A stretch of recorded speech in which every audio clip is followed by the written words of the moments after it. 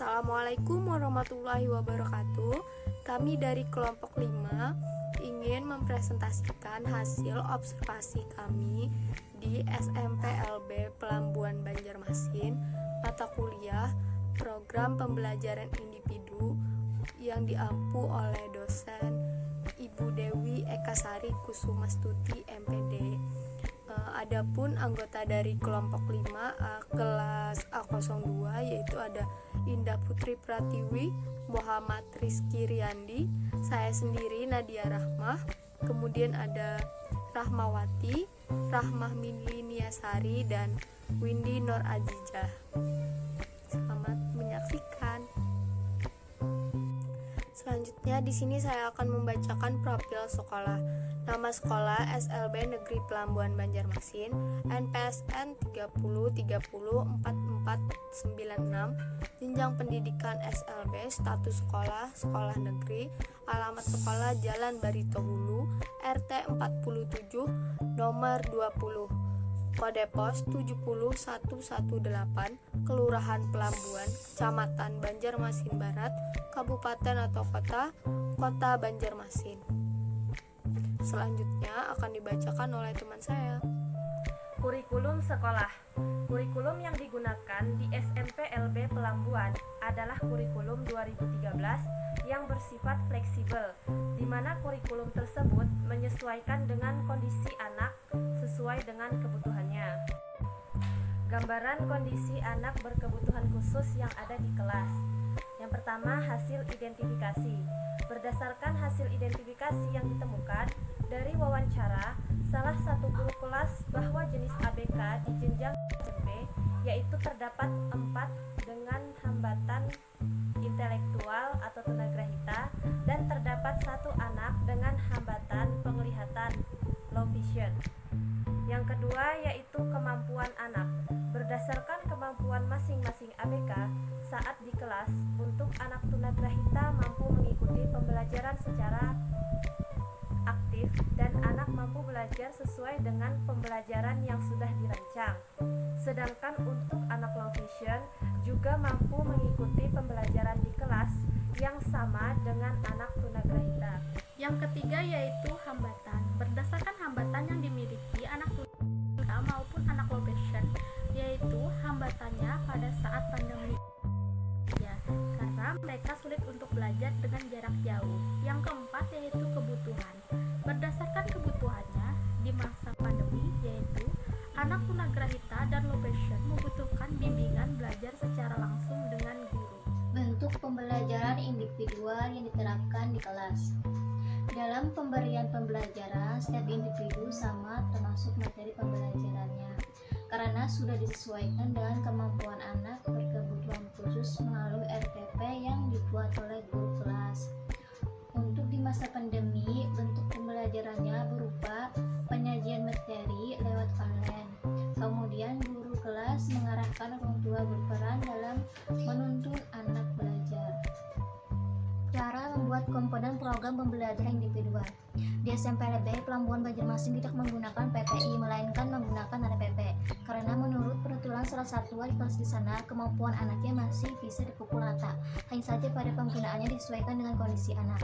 Jadi penggunaan RPP-nya sama seperti PPI. Di sana mereka menggunakan RPP COVID-19 yang mana isi pembelajarannya dari RPP tersebut hanya terdiri dari materi, pembahasan, dan media, tidak seperti RPP pada pembelajaran normal. Menurut penuturan wali kelas di sana, siswa di sana sumber dayanya siswa bisa semua, jadi mereka bisa belajar secara online. Dalam mengerjakan ujian, mereka menggunakan KIKD yang sama, tetapi tetap disesuaikan dengan kondisi siswa dan tingkatannya, disesuaikan dengan kondisi siswa, serta tidak ada remedial. Selanjutnya, langkah-langkah merumuskan program pembelajaran individual. Untuk PPI di SMP saat ini belum ada karena anak masih mampu mengikuti pembelajaran sesuai RPP. Namun di sekolah SLB Pelambuan untuk menyediakan PPI hanya untuk anak autis. Dalam pembuatannya atau pembentukan PPI, guru kelas bekerja sama dengan guru setiap mata pembelajaran serta orang tua murid. Gambaran pelaksanaan program pembelajaran individual di kelas. Dari hasil wawancara yang kami dapatkan dari guru kelas di SMP LB Pelambuan Banjarmasin, bahwa gambaran pelaksanaan RPP di masa pandemi ini tidak dilakukan di kelas karena dilakukan secara daring. Sistem pelaksanaannya biasanya setiap materi maupun soal-soal latihan akan dikirimkan melalui handphone.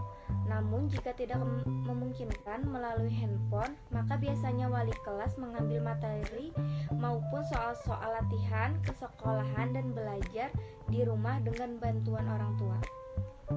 Kendala yang dialami dalam persiapan dan pelaksanaan program pembelajaran individu. Dalam persiapan tidak ada kendala yang terlalu serius, mungkin hanya sedikit kendala seperti menentukan penyesuaian program yang sesuai dengan kemampuan dan kebutuhan siswa.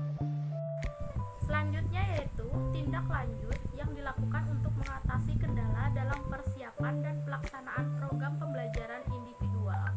Tindak lanjut yang dilakukan untuk mengatasi kendala tersebut yaitu dengan melakukan asesmen terhadap anak sehingga mengetahui kemampuan dan kebutuhan anak. Dalam penyusunannya juga dibantu oleh guru-guru kelas lain sehingga lebih mudah dalam menyesuaikan dengan kemampuan serta kebutuhan anak. Bentuk pelatihan yang pernah diikuti berkaitan dengan program pembelajaran individual. Pelatihan penyusunan RPP di sekolah pernah dilakukan, bahkan sering hingga mendatangkan instruktur nasional dengan menghadirkan semua guru atau beberapa guru atau beberapa mata pelajaran yang dilaksanakan sesuai dengan kebutuhan siswa. Selain melaksanakan pelatihan pembuatan RPP di sekolah, bisa juga menghadirkan pelatihan apabila ada undangan yang diadakan oleh sekolah lain. Tetapi kalau pelatihan PPI tidak pernah dilakukan di sekolah, menurut penurutan salah satu wali kelas 8C, beliau pernah mendapatkan pembelajaran mengenai PPI saat masih berkuliah.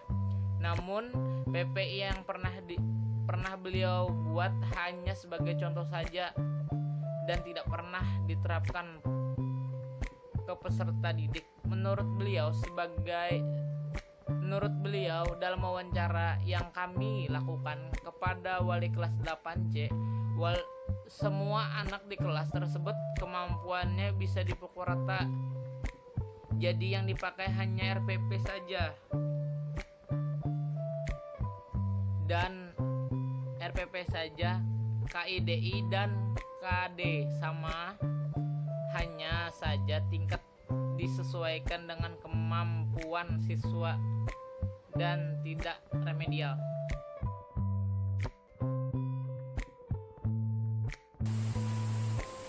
Pernah dapat pelatihan cara bikin RPP atau PPI? Kalau RPP sudah pernah pelatihan. Kalau PPI itu apa sih? Yang PLB aja kita rasanya pernah belajar di sekolah, di kampus dulu kan. Kita di sekolah kita sambil kita gali informasi lah dari mana-mana itu. Kalau pelatihan RPP sering kita pelatihan, misalkan mengundang dari instruktur nasional gitu, mendatangkan untuk semua guru atau beberapa guru atau mata pelajaran kayak gitu, yang disesuaikan ya dengan kebutuhan siswanya. Jadi pelatihannya di sekolahan sini gitu? Di sekolah sini atau diundang oleh sekolahan lain bisa saja, biasanya seperti itu. Kalau misalnya SLB 2 misalnya mengundang 5 dari guru sini, nah kita mewakilkan 5 orang, biasanya sih kayak gitu. Kecuali kalau sekolah kita yang mengadakan, berarti guru kita harus ikut semua sambil mengundang beberapa guru dari sekolah-sekolah lain. Informasi penting apa yang diperoleh pas pelatihan RPP? Jadi pembahasannya di sekolah kita itu, misalkan ada vokasi, di tempat kita ada keahlian, misalkan kan ada pernikahan, ya kayu sama itu. Kalau Pak Utomo dulu tuh khusus membahas tentang vokasi, jadi kurikulum, beberapa pembagian kurikulum untuk pembelajaran keterampilan. Kalau UMP, jadi kita mengulik RPP yang sangat pas dilakukan untuk anak-anak kita. Contohnya untuk RPP biasanya itu membaca, misalkan untuk membaca kemampuannya seperti apa, misalkan kalau membacanya itu membaca kata atau membaca kalimat atau membaca kata atau suku kata. Nah di situ kita bahas. Jadi di situ oleh pembimbingnya itu tuh kita diberikan arahan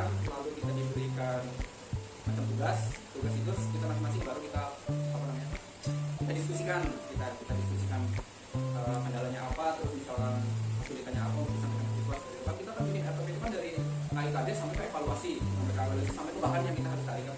Nah seperti itu, apakah kesulitan di bahannya kah, atau nanti siswanya evaluasinya bisa apa enggak, bahasan detail sih seperti itu.